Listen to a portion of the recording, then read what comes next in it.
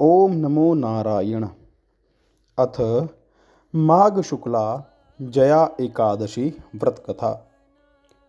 राजा युधिष्ठिर बोले, हे कृष्ण, चारों प्रकार के जीवों का उत्पन्न, पालन और नाश करने वाले आप ही हैं। अब आप कृपा करके माघ शुक्ला एकादशी का वर्णन करिए।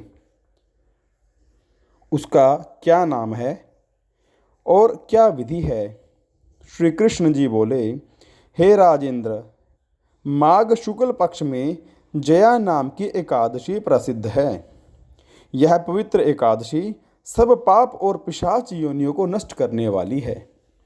इसका व्रत करने से मनुष्यों को प्रेत योनि नहीं मिलती। इसकी सुंदर कथा जो पद्म पुराण में कही है, उसे सुनिए। एक समय इंद्र स्वर्गलोक में राज्य कर रहे थे। देवता उस मनोहर स्थान में सुख से निवास करते और अमृत पान करते थे। अप्सराएं उनका सेवन करती थी। वहाँ कल्प वृक्षों से सुशोभित नंदन वन था। एक समय वहाँ इंद्र ने बहुत प्रसन्नता से कई करोड़ नायिकाओं से नृत्य कराया।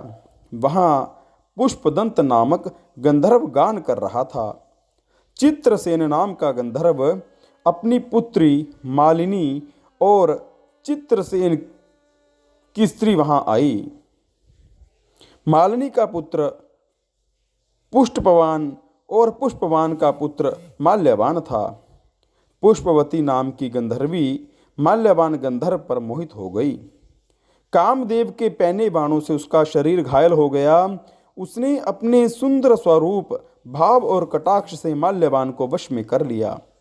इंद्र को प्रसन्न करने के लिए अप्सराओं के साथ गान करने लगी। मोहित होने के कारण उसका चित्त डामाडोल हो गया।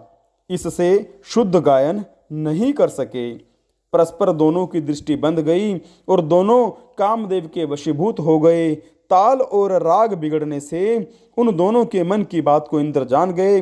तब इंद्र ने अपना अपमान समझकर कुपित होकर उन दोनों को श्राप दे दिया कि मेरी आज्ञा भंग करने वाले मूर्ख पापियों, तुमको धिक्कार है। तुम दोनों पिशाच रूप हो जाओ। मनुष्य लोक में जाकर अपने कर्म का फल भोगो। इंद्र के श्राप से पीड़ित होकर वे दोनों हिमालय पर्वत पर चले गए और वहां पिशाच होकर बड़े दुखी हुए। श्राप के कारण उनको गंध, रस और स्पर्श का ज्ञान नहीं होता था। शरीर में जलन होती थी, नींद नहीं आती थी। उस विशाल पर्वत पर भ्रमण करते हुए शीत से पीड़ित वे दोनों परस्पर वार्तालाप करने लगे कि पिशाच शीत से पीड़ित होकर अपनी स्त्री से बोला कि हमने ऐसा कौन सा दुखदायी पाप किया है जिस दुष्कर्म से हम दोनों को पिशाच योनि प्राप्त हुई है। मैं पिशाच योनि को कठोर और निंदित नरक समझता हूँ, इसलिए किसी भी प्रकार का पाप नहीं करना चाहिए। इस प्रकार वे दुख से घबराकर चिंता करने लगे। देवयोग से माघ शुक्ला एकादशी आ गई। तिथियों में श्रेष्ठ जया नाम की प्रसिद्ध तिथि आ गई। उस दिन उन दोनों ने कुछ आहार नहीं किया। वे दोनों दुखी होकर पीपल के पेड़ के पास पड़े रहे। उसी तरह पड़े हुए सूर्यास्त हो गया। रात हो गई। जाड़े से कांपने लगे और जड़ सरीखे हो गए। शरीर और भुजाओं से परस्पर आलिंगन किए हुए पड़े रहे। ना नींद आई, ना ही कोई सुख मिला और ना ही किसी प्रकार की कोई इच्छा हुई। हे राजन, इस प्रकार इंद्र के श्राप से पीड़ित उन दोनों दुखियों की रात्रि बड़े कष्ट से व्यतीत हुई।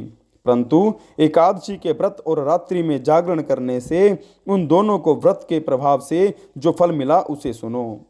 हे नृपते, जया एकादशी का व्रत करने से और विष्णु जी के प्रभाव से द्वादशी के दिन वे दोनों पिशाच योनि से छूट गए। पुष्पवती और माल्यवान पहले की तरह रूपवान, स्नेह युक्त और आभूषणों से सुशोभित हो गए। वे दोनों विमान में बैठकर इंद्रलोक को गए और इंद्र के सन्मुख प्रसन्नता से प्रणाम किया। उन्हें पहले की तरह देखकर इंद्र को बड़ा आश्चर्य हुआ। इंद्र बोले कि किस पुण्य के प्रभाव से तुम्हारी पिशाच योनि दूर हुई है? किस देवता ने तुम्हें मेरे श्राप से छुड़ाया है? माल्यवान बोला, वासुदेव की कृपा से और जया एकादशी के व्रत से हमारा श्राप विमोचन हुआ है।